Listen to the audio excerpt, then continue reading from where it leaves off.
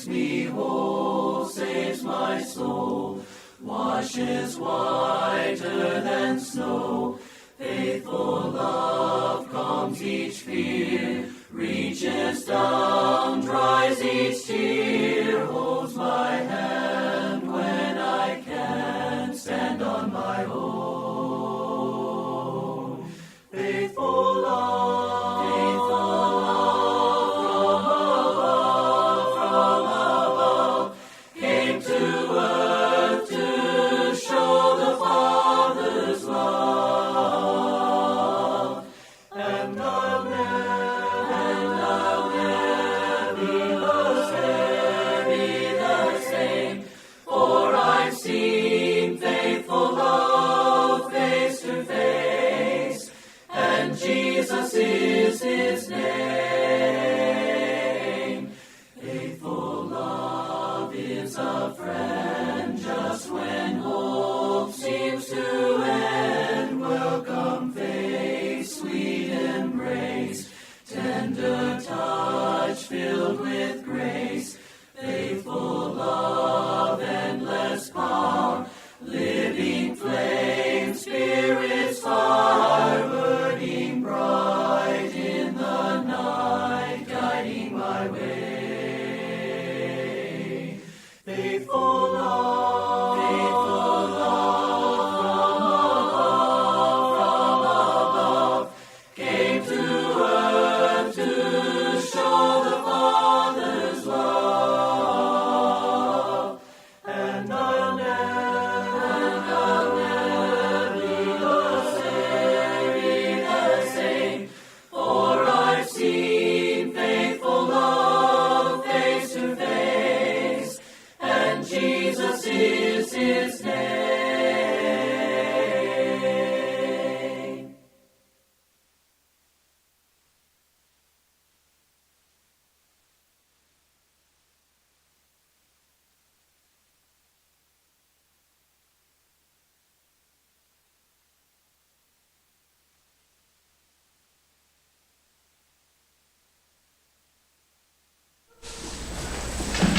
Good morning, ladies, and welcome to our midweek Bible class. We've got our book that we're going through here, Restoring God's People, Ezra, Nehemiah, and Esther. We've been pretty much sticking to Nehemiah the last few weeks, and today is the same. We're going to be in Nehemiah. If you read ahead a little bit, mostly we're sticking to chapters 3 and chapter 4. But we are going to go ahead and get started after a word of prayer.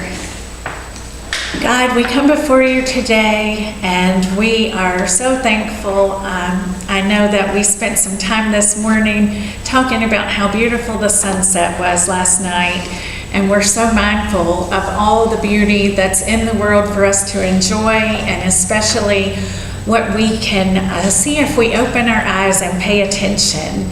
When we start paying attention for those little details, we can see all kinds of things. We are so thankful for the congregation here at Collinsville. We're thankful for the elders that oversee the congregation. We're thankful for this lesson that's going to let us talk about elders that are overseeing congregations. We are thankful for the people at the Freed Hardeman Lecture who prepared all of these good materials for us to be able to use. And thankful that even without stepping foot in the state of Tennessee, we could have this same material that they had at the lectureship. So we're thankful for printing and for our own copies of books to hold. We're thankful for your word. But most of all, we're thankful for your Son who died on the cross for our sins. In Jesus' name, amen. Amen. So we are going to be talking, as I said during the prayer, about leadership in the church. We're going to be talking about Nehemiah being a leader, and then we're going to kind of carry that forward to Christians today. So this lesson is in chapter 6. We're going to start on page 67, and this lesson was prepared by Earl Edwards. So we're going to start at the very top here. Nehemiah was a Jew who lived in exile in the Medo-Persian kingdom where Artaxerxes was the king. And So we know that Nehemiah was a cupbearer, so he was in that trusted position in the palace. We talked about that a lot last week. And we know, we've talked a little bit about his reaction when he heard about the fellow Jews who had returned to Jerusalem and what was happening when they were trying to rebuild the temple. And we heard about that great distress, about how the city of Jerusalem was still broken down and ill repair. And Nehemiah was so sorrowful about it that he was even sad in the king's presence, sad enough that the king asked him what was wrong, giving Nehemiah the chance to explain. At his request, the king allowed him to return to Jerusalem, and he became, by the authority of the king, the governor of the land. So we can think of other instances where we have people governing the land in the name of the king. And so he has all the authority as far as the land goes, because King Artaxerxes is way back, hundreds and hundreds of miles away. So it is Nehemiah that has the authority for everything in Jerusalem. And so he is in this position that is definitely, unarguably, a leadership position, and he has the ability to do things to get the job done. And so we're going to see what kinds of things that Nehemiah is able to do, what kind of attitudes he had, and how, again, we can imitate that today. Because if you look at these examples we have of these real people, Nehemiah was living for God. He loved God's law, and we can see all of these ways that he has done and be able to say, you know, Nehemiah, he's a great example for us. We can definitely look to him as someone that we might want to be a little bit more like.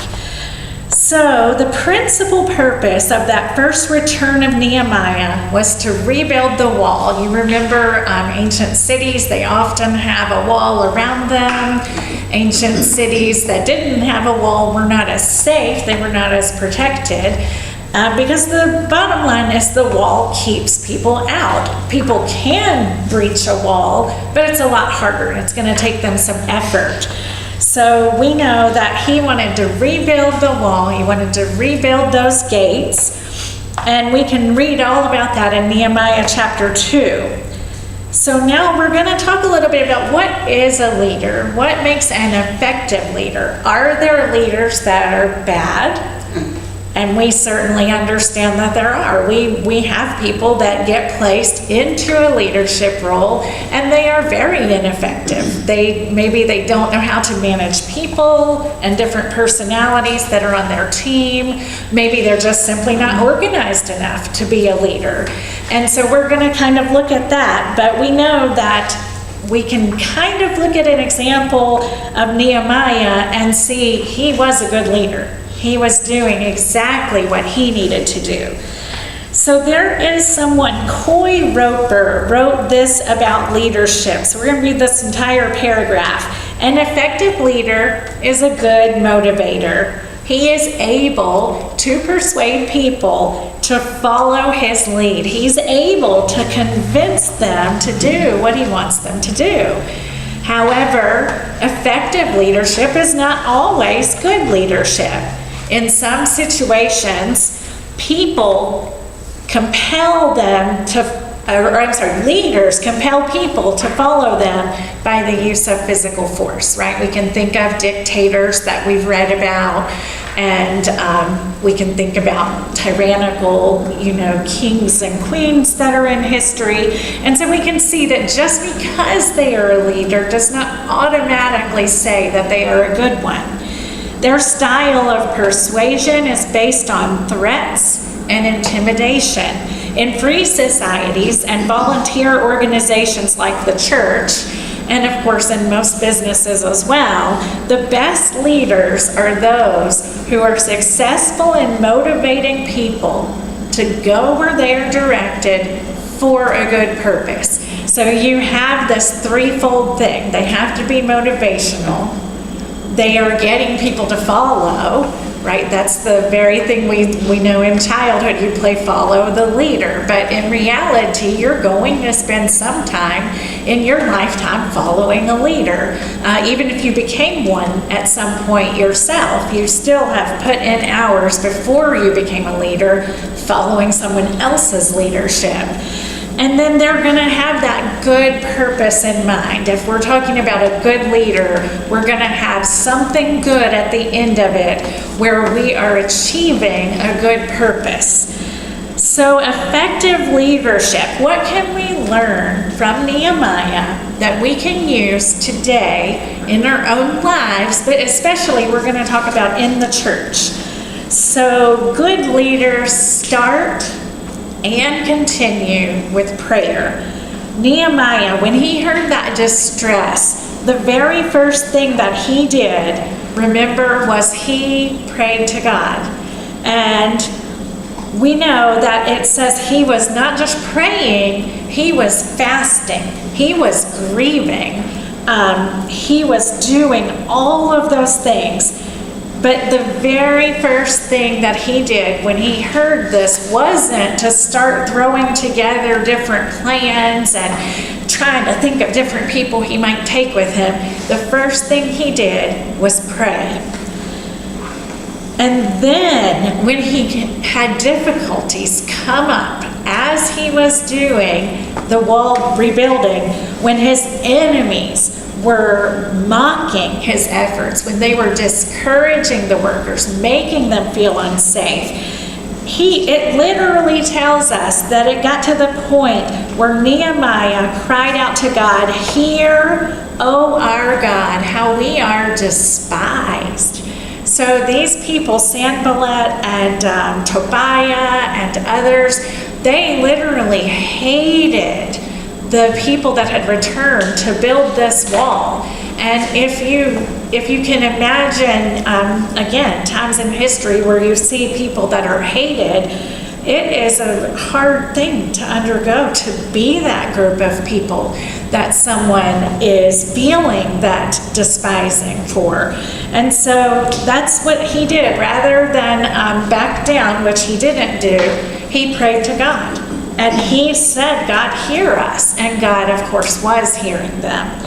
So today in the church, when we undertake any work for God, then our leaders, our elders, are going to pray about it.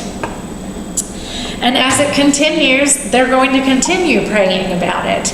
Because, of course, the prayer is needed all the way through. Some people pray ineffectively in that they don't pray the way that the Bible has said. We know there are different examples of that because we're told how to pray, right? As Christians, we have kind of a blueprint to follow. Jesus showed his followers how to pray, and so we can see these examples. And when you don't do parts of them, or when you add to parts of them, and we've talked about that a lot in here, so we can end up with prayer that is not the way that God has said to do it. We understand that. But we also understand there are a lot of people that time their prayers incorrectly. There are a lot of people in this world that might remember a gratitude prayer, "Thank you, God," but they didn't pray about any of it before. They just prayed the thank you prayer. And of course it is good to have gratitude to God. It is good to thank God. And it might be that maybe that person wasn't a Christian when they started the endeavor, so of course they weren't praying about it.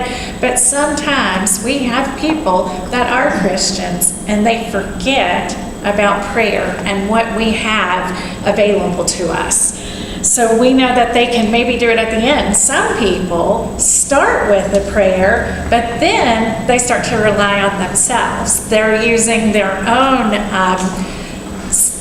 energy, their own effectiveness, and they are so convinced that they have it, they stop praying or thinking about God altogether. And if you don't believe that happens, you can just take a look at some different things with different congregations, things that you've heard, because that happens a lot, where somebody started out with a very good work and maybe they had a really great idea, but then it ends up being a very divisive thing. There are, we've talked about before in here, there are congregations that have literally had people leave over things like paint color. So you can have a good thing and you can start with a good thing, but then you can stop acting the way that you're supposed to about it and stop including God in it by having those prayers. So we want to make sure that we would start and continue and end with prayer. It needs to be all the way across. So another thing they do, good leaders work themselves before they ask others to work. If I asked you to sit here and think about the best, most effective, favorite teacher that you had as you were coming through and being educated, all of us are going to have an answer. We might say, I don't know, I can narrow it down to just one. I had 2 or 3 that were really impactful. But we have an answer instantly. You don't even have to think about it for very long. Again, if I say, think about the workforce. You've been out in the workplace. Who was the best manager that you had in terms of getting the work done, in terms of motivating the employees under them? And again, you're not going to have to think for very long. You've got an answer right away. And so we know exactly what defines good leadership. We have it clear in our mind. If I said, who is, if you had good parents, then that's wonderful. If you didn't, did you have someone that had sort of a parent-like role or a grandparent-like role where they were able to be someone that you went to, that loved you, that supported and encouraged you, that taught you right from wrong, all of these sorts of things. And yet again, everybody in here is going to have an answer. So when Nehemiah was doing this work that he was doing, he has people that are thinking he's a good leader, right? Because that's all that they can think there. And we know, as we're going to talk about, that he's keeping the people motivated. He's keeping them there. They are willing to work for him. They are staying on task and getting things done. So Nehemiah, when he came to Jerusalem, he knew the first thing he has to do, right, is go out and assess the situation.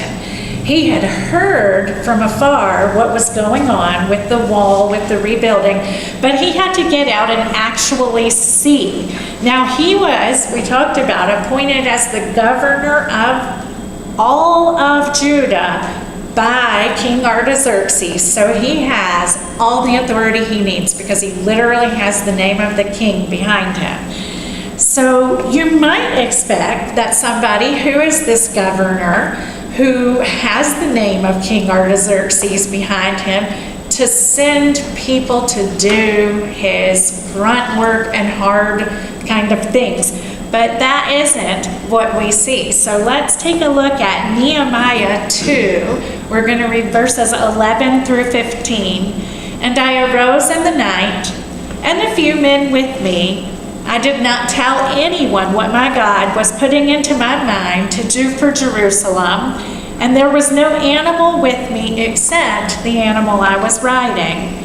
So I went out at night by the valley gate in the direction of the Dragon's Well and on to the refuse gate, inspecting the walls of Jerusalem, which were broken down, and its gates, which were consumed by fire.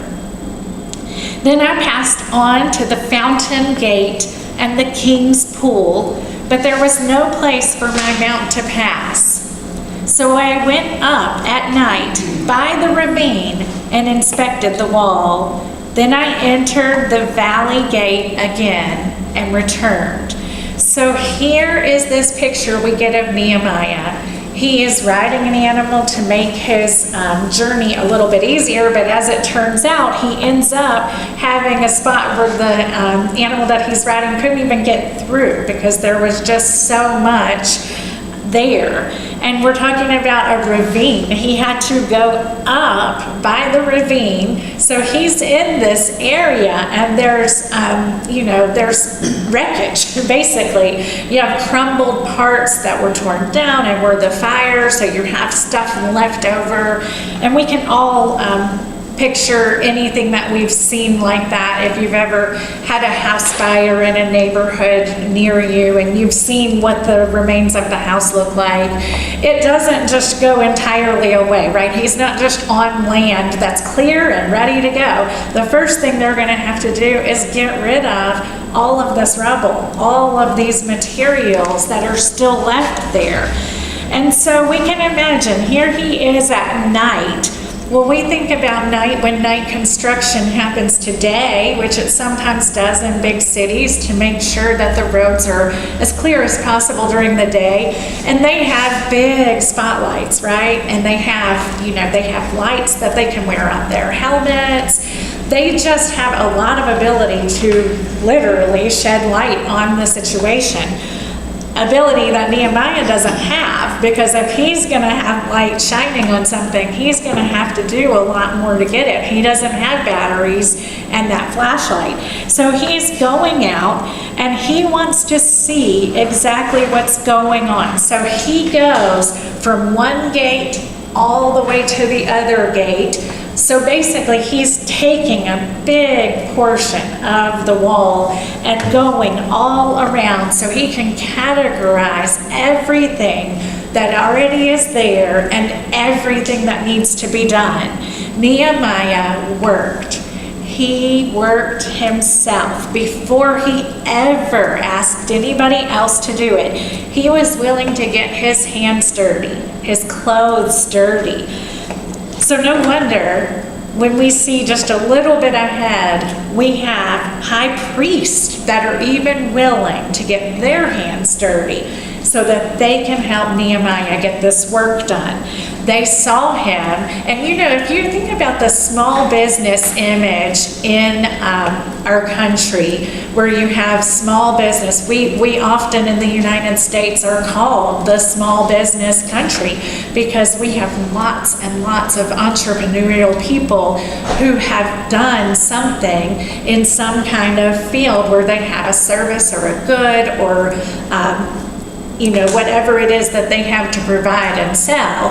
And we know what small businesses often look like. People who own them work so many hours, right? They are doing the work themselves. They are ready to stay late, go early, all of the things. And a lot of times people, if they've never had a small business owner in their lifetime, they may not realize how many extra hours that these people put in. But if they have some kind of business where they're being able to give you a paycheck each week, I can guarantee they put in hours besides the ones that you did, getting things done, all the multitude of things, because not only do you have the job itself to do, but you have all the bookkeeping and office things that go with it. And so we can have that image. We all know somebody, or maybe we worked for a small business, or maybe we just know of someone locally, and we can imagine all the hard work, all the talent that they have, all the experience that they have getting the things done. And so we see Nehemiah doing this same thing. He is being kind of like this small business owner. He's not just gonna put tasks off and then not even look to see if they're getting done. So Nehemiah could sincerely say, and did, I applied myself to the work on this wall. We can read that in Nehemiah 5:18. And so he reminds us as he's preparing this lesson in the church, if we have leaders that want members to participate in visitation or in personal evangelism, then they must first be involved themselves. And we are so blessed here to have the elders that we do, and we can certainly see this Nehemiah kind of spirit with the way that they act. But that's something that if you want it to be done, then you have to be able to also be doing it. a lot of times we talk about how there is that kind of attitude, oh, someone else will do it, right? If somebody else is going to do it, nobody else is doing it. We have to be sure that we recognize, because a lot of times that's happened. We can read about it even in situations, somebody is attacking somebody else and everybody around thinks, oh, somebody else has already called 911 and then nobody has. So we have to be careful to be sure that we're not just saying, oh, I'm sure somebody else has that. We've got to be like, who else does have it? Is there a place for me to also be able to have a portion of the work? And so that is a second lesson. The third lesson, good leaders organize their efforts. So it's not specifically said why the high priest and his brothers built the sheep gate, but it is implied that someone organized that whole effort. And if we keep it into context when we're going through chapter 3, it would appear that the someone who organized the effort is Nehemiah. He's the one that was making sure that something was organized. Again, if you think about some kind of event that you've been to before, where maybe it was going to be some kind of holiday potluck or something, and you don't have any kind of talking about what's going to happen, then sometimes you get there and nothing happens, right? So you have to have somebody that's kind of organizing the effort. Or you might not have an effort. You might have a lot of people that show up to a room that hasn't been decorated, where there isn't maybe enough food for people and there's no activity planned. So we know how that looks in life if we kind of have that. Maybe you've been to a meal before where it was supposed to be like a themed meal, like maybe Mexican food, but then all there were tacos because everybody brought tacos, right? And there's nothing wrong with it. I mean, you can have that and people can all still get fed. But with some work, we have to have better organization than that, or we're not going to have an effective presence at being able to do things. If you're going to have a VBS, for example, you're going to have planned. What are we going to teach these children? Who's going to teach the children? Are we going to feed the children anything while they're here? And so there has to be some kind of plan. And when you're talking about some of these other things that happen, then there has to really be a plan. For God's word to be heard every Sunday morning, someone has to speak and be preparing. And so, most congregations have a preacher, a pulpit minister that's on staff that spends their time reading and writing and studying and preparing lessons, preparing classes. Because otherwise, if somebody just kind of, gets there every week and says, maybe I'll preach from here, you're not going to have lessons that can be as targeted in the different areas, right? Because you want to be sure that different things are being done. Edification, encouragement, admonishment, all these things need to be done. And if you just have somebody sort of standing up and just sort of flipping in the page, then they're not going to be effectively done. It's the same. You wouldn't expect a teacher who's teaching at elementary school, maybe she teaches the 4th grade, to just sort of show up and do a little something every day, right? They have a plan. When you are a teacher, you have a scope and a sequence, and these are the standards for the 4th grade, and we're going to make sure that everyone who finishes the 4th grade can say that they're able to check all these different things that they're able to do. And you're not going to have the 5th grade teacher reteaching everything exactly like the 4th grade teacher did, because that's not an effective way to grow in skill, right? You're going to go forward with 4th grade goals and 4th grade standards of, 5th grade goals and standards of learning. And so it's the same in the church. There has to be somebody that has this sort of idea. Good elders don't just have deacons appointed and then leave them without assignments. They have something that they're doing. good leaders have to organize things, and that includes our elders. And I don't know if you've ever thought a lot about what all elders have to do and what is on their plates, but one thing that's true is they are having to do things that they necessarily weren't trained for, like the keeping up with the finances of the church. They may not have had any kind of experience before that, and they have to figure it out how to best responsibly manage the funds that are there, because it's giving to God, and so you want to make sure that you're using funds here and there, some for evangelism and some for benevolence and different things.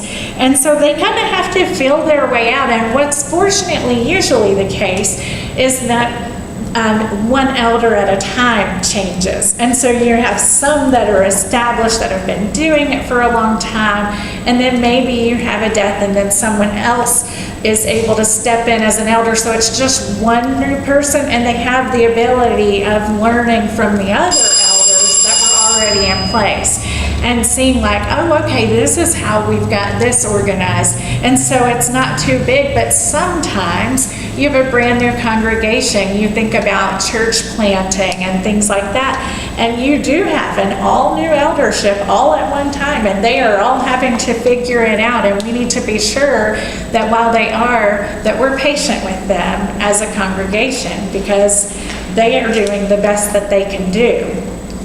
And so we just kind of want to keep in mind what organizing the efforts involves and what people expect, because sometimes people have a really high expectation, but they don't have any how can I help sort of attitude. And so we just want to be sure that we do have that. We know that good leaders provide supervision.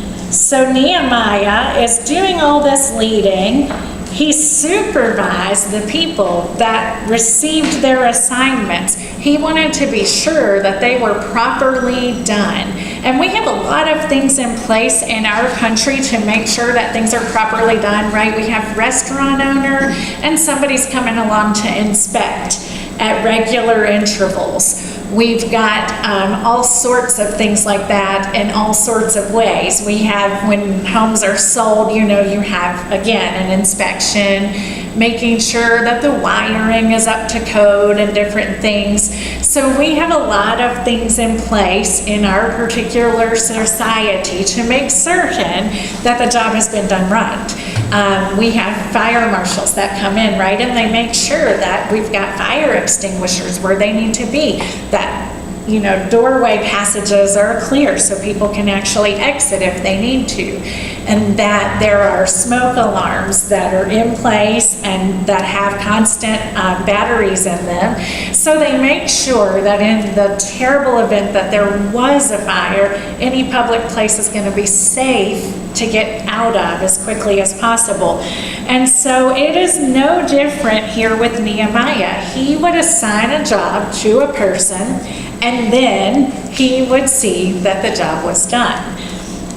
Nehemiah 4 verses 13 and 14 says, "Then I stationed men in the lowest parts of the space behind the wall, the exposed places. And I stationed the people in families with their swords, spears, bows. When I saw their fear, I rose and spoke to the nobles, the officials, the rest of the people.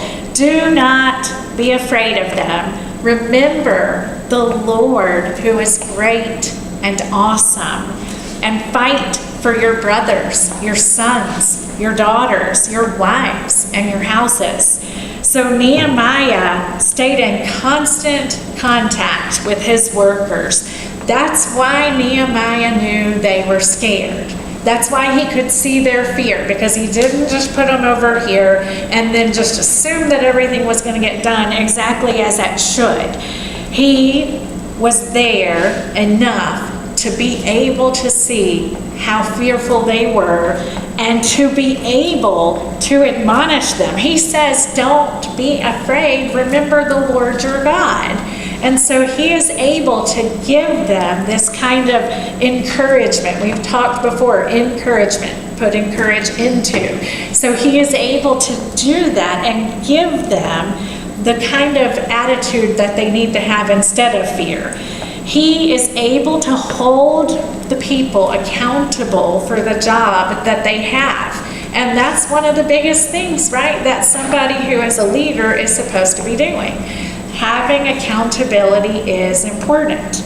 Today in the church, we have overseers who have supervising responsibilities, and they make sure things are being done. They don't just assume that somebody has the kids and is teaching them a little something every single week. They know. They know what quarter it is. They know what lessons are being taught. They know who is in every one of those rooms, the children and teens and the teachers. And so we have our elders knowing all of these things. And again, we have to be thankful for it. We have to remember what it is that they're having to do, because there's a lot that's involved. And that's just talking about one thing with the children's education. That's not even considering all the other things that have to go along with it too. And so good leaders are going to provide that supervision. They're going to be available when there is some kind of an issue. They're going to know enough about what's going on that they can perceive, like Nehemiah did, these kinds of things. We've got leaders that we see. Can sometimes leaders tell if someone is getting burnt out from doing their job?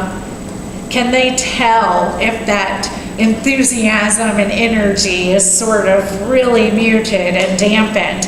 They can tell those things, and they are able to do something that's going to give people this kind of ability to keep doing their job for a little bit longer. If you ever have worked at a place like a hospital, they have a lot of things that are in place to make certain that people don't get burnt out doing their job. They make sure that they have lots of gratitude for their employees, lots of special perks and benefits. I don't really know about the hospital here as much as I know about the one in Roanoke, but they have a lot of things that help people to take care of their work and family balance. They have a contract, Carillion does, with Honeytree Learning Center, and there are a couple branches that are just for hospital employees. No other children go there at all. They have things like discounts with gyms and things like that, so that people can do things like exercise and take care of their bodies and things. And all of these things are in place to make it a good work environment, to keep people focused on being dedicated to giving the best patient care that they can. And so all these things are in place. And we can see that. You can literally go down a list. When an employee has a job posting, what does it often say? It'll say something like, oh, full-time benefits with this job. This training that you need will be paid for. It'll be paid training. It will be possible for you to have this much time off, right? So that you can enjoy some weeks away from being at work. And these are the kinds of things that people are looking for.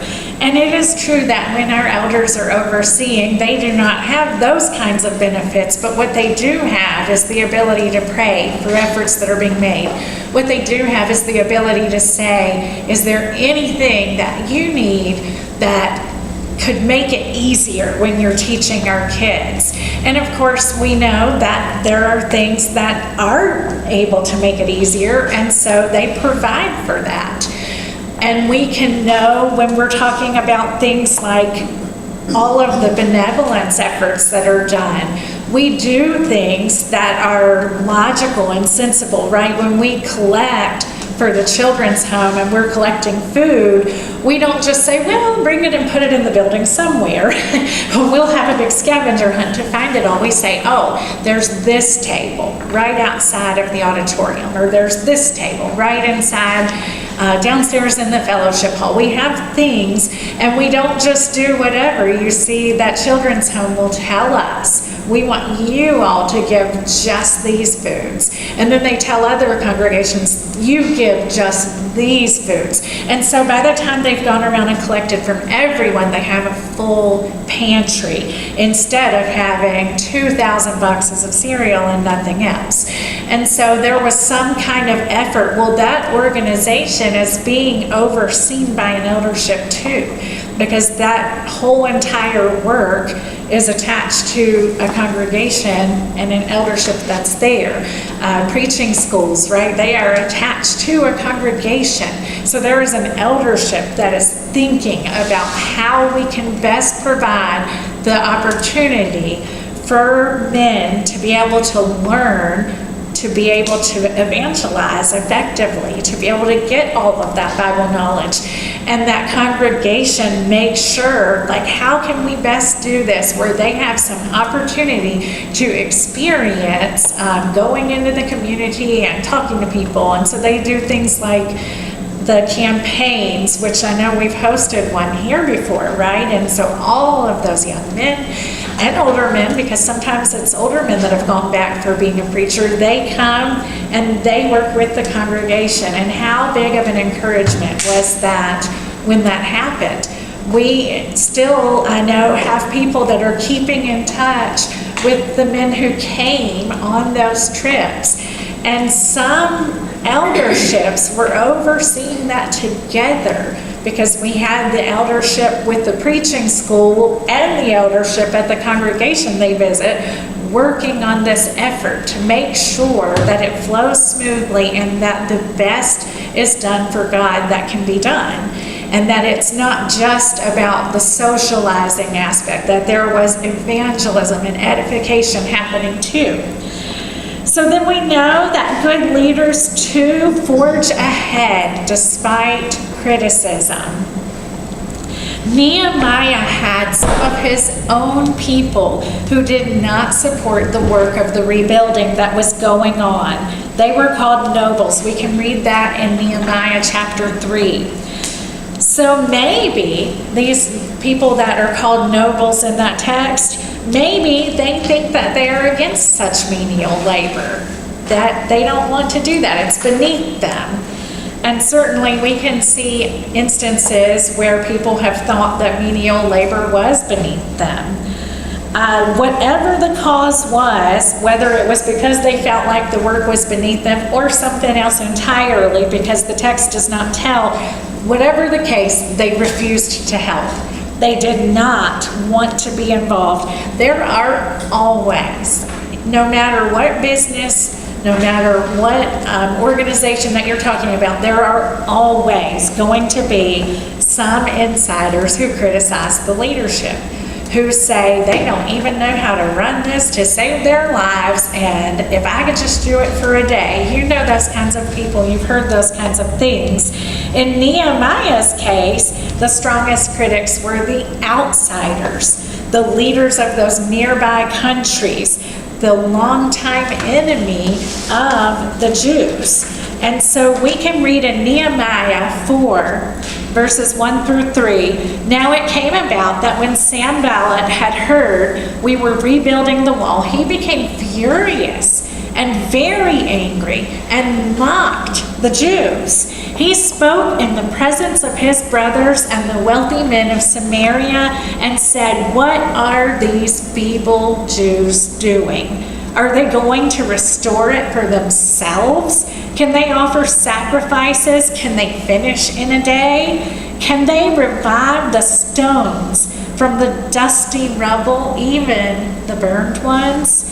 Now Tobiah the Ammonite was near him, and he said, "Even what they are building, if a fox should jump on it, he would break their stone wall down." So they don't think very much of them planning to do the rebuilding in the first place. They don't think that they can do the job at all. All of the rubble and all of the discarded materials from before are there. And then they said, look what they're building. If even a little fox jumped on it, that wall would come tumbling down.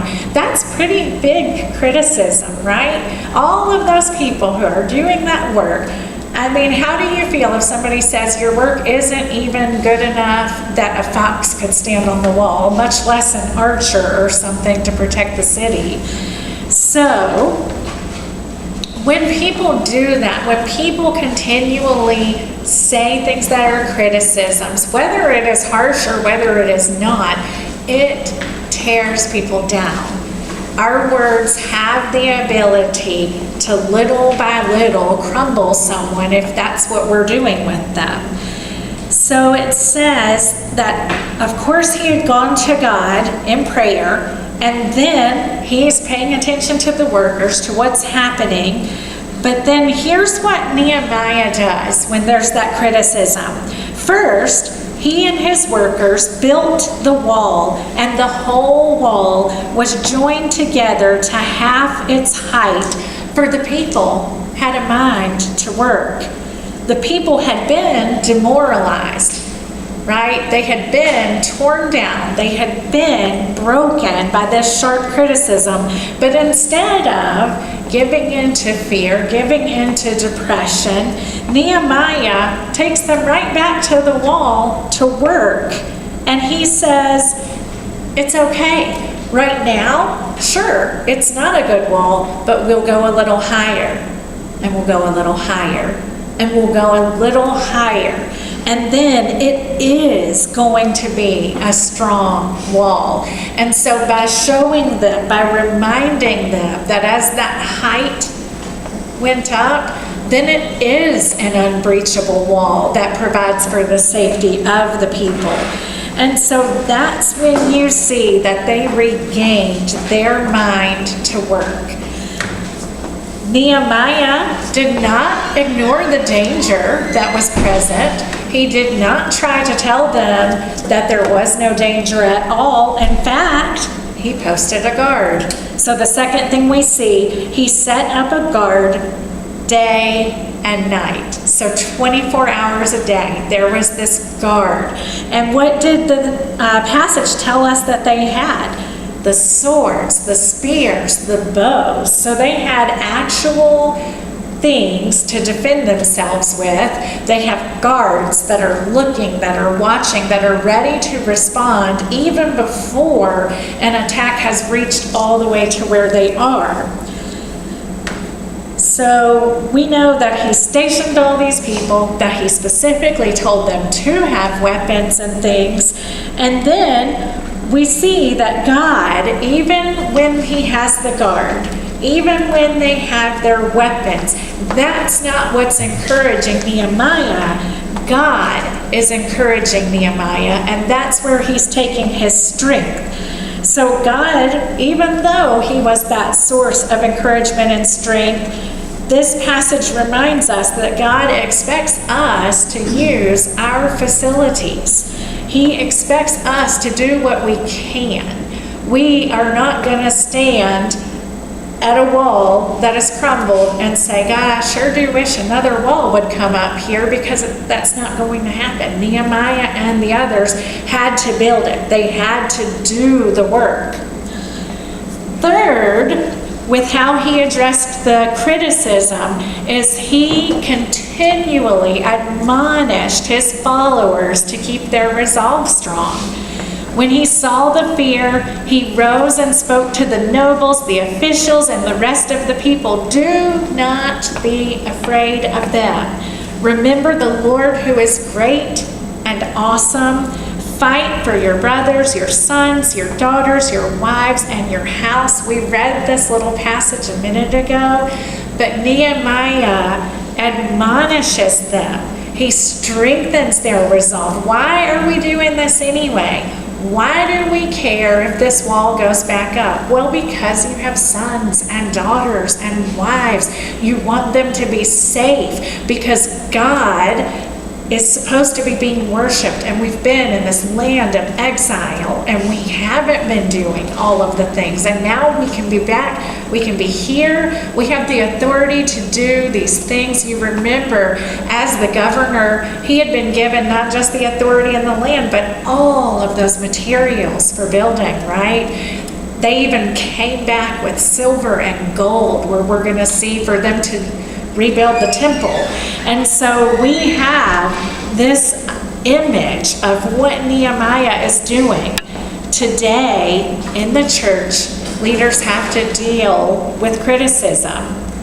They have to have people criticizing. Not that long ago, I think maybe it's been 2 years now, there was on social media going around a letter that an eldership had sent to one person.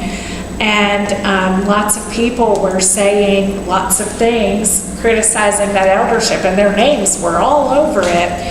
And then what happened is that some people said, this eldership loves that person.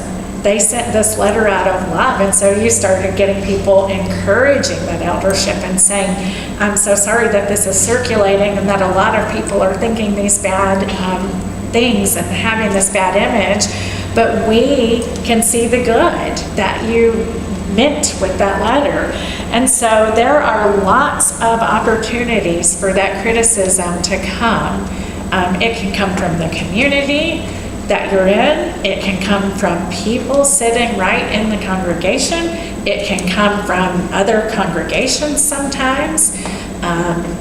There's all sorts of ways that that criticism can come.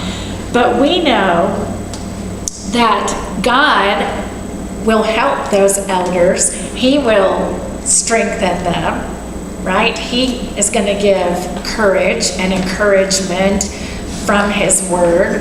We know that God is hearing their prayers, and so they can rest assured that that is true. We know that as long as they are doing faithfully what God's Word says that they're supposed to be doing, then they don't have anything to worry about. They are going to hear, well done, good and faithful servant, because they kept God's Word. They did the things that it said that overseers of the congregation are to do. And so one of the, I think this is the last one. Nope, second to last. The next thing is good leaders do whatever it takes. Whatever it takes. You think about how the military works, and you have the medals of honor that soldiers can get, and we have these things, Purple Hearts and different things that are different congressional medals, and they get them for these noteworthy things that they've done, right? A lot of time they saved another soldier's life. They've done something like that. They prevented something from happening. And so we have them ready to do whatever it takes. Whether you go along with your unit as a specialist who isn't even an NCO, or whether you are a commanding officer, all of them are ready to do what it takes. And we can point to a lot of instances where they do that right up to the point of being willing to give their life for others. We've got a holiday right around the corner with Memorial Day, and we can remember all of those lives that were lost because they were willing right up to the very end, when they were able to take that last step for defending freedom, for defending our country, that they were willing to do anything it took. And that's a big thing to remember. It's a lot more than just the cookout that weekend. And so we've got the same kind of motivation that Nehemiah and the people helping him build the wall. They were ready to do whatever it took, no matter what that thing was. So Nehemiah 4:21-23 says, "So we carried on the work with half of them holding spears from dawn until the stars appeared. At that time I also said to the people, let each man with his servant spend the night within Jerusalem, so they may be a guard for us by night and a laborer by day. So neither I, my brothers, my servants, nor the men of the guard who followed me, none of us removed our clothes. Each took his weapon, even to the water. So they are literally, you could get the impression that some people were working in the day while others were sleeping, and then some people were working at the night and they took turns. No, they were all working day and night. They were sleeping in shifts. And they didn't even remove their clothes to do it. They were remaining with their spear and their clothes so that they could be ready the instant that an alarm was sounded. And they were taking their turns doing that. We're talking about from dawn until the stars appear. That is a long guard duty. That is a really long guard duty to stand and hold your spear. And then they were going to turn around and work some on the wall too. So they were willing to do all of this, to sacrifice all of this. Can you imagine just working, just even if your work day went from dawn until dusk? If you're working like 6:30 to 6:30, you're talking about a really long day. But not only are they doing that long day with that very physical labor of building a wall. If you've never helped put any stones into place and stacked them, it is a long day if you're doing that. People like our bricklayers and our masons, they work really hard while they're building walls. And they have to, for part of the wall, they're kind of crouching over, right? Because that low part, but then for part of it, they're having to use their ladders and things. And so anyway, they have lots of physical moving and manipulating of the materials. They have lots of up and down kind of things. And so their bodies are tired. And then, not only are they doing that kind of back-breaking work for such a long shift, but they are constantly worried. Are we about to be attacked?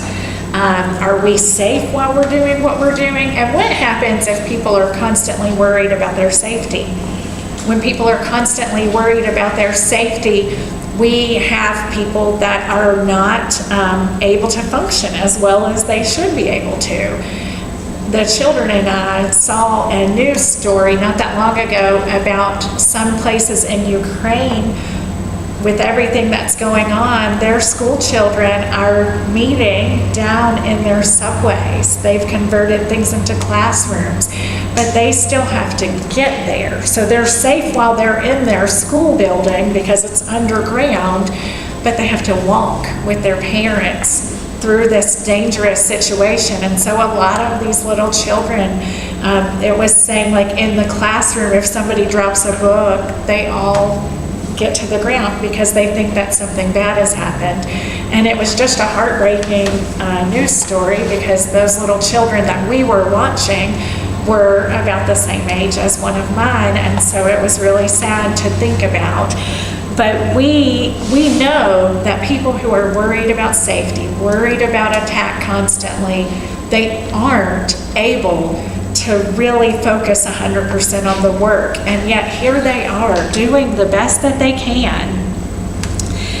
So we can think about how even when they went down to the water, even when they were washing up, they couldn't even remove their clothes because they had to stay ready for that attack. And it included Nehemiah in it. Nehemiah wasn't sitting in some safe place way back from where all the threat was. He was right there with them. And so we need leaders in the world that are dedicated in these times of crisis. And we can see when these things happen. We talked about those soldiers on Memorial Day. We can see them leaving their families for a time so that they can go with the military of their country. And so they were willing to do whatever it took. The very last one, good leaders normally enjoy success. Because if you're a good leader, the natural conclusion is successfulness. Nehemiah had a big job to do. He had many obstacles to overcome. To the people who were doing the work with Nehemiah, they probably felt a lot like the job was impossible, just undoable. They, no doubt, worried that they were not going to have success and get it done. And yet, with God's help, their task was completed.